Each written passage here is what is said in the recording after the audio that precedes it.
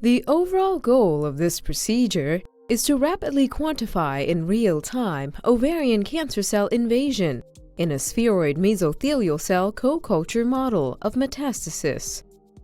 This is accomplished by firstly generating ovarian cancer spheroids from cell lines by culturing the cells under non-adherent conditions in methyl cellulose.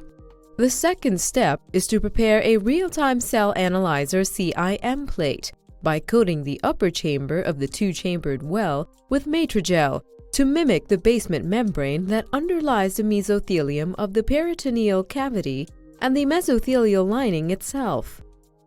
Next, the ovarian cancer spheroids are harvested and added to the upper chambers of the real-time analyzer plate wells.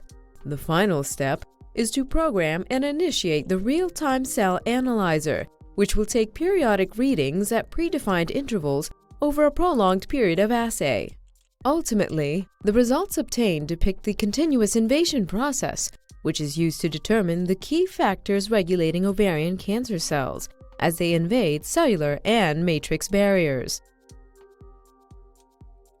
The main advantage of this technique over existing methods, like standard transwell assays of cancer cell invasion, is that this approach allows for continuous measurements of cancer cell invasion over extended periods of time, unlike a single endpoint assay, which doesn't fully capture the dynamic nature of ovarian cancer metastases.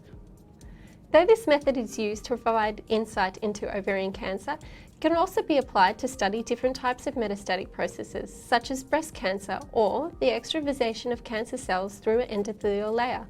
Likewise, it can be used to study normal cell invasion, such as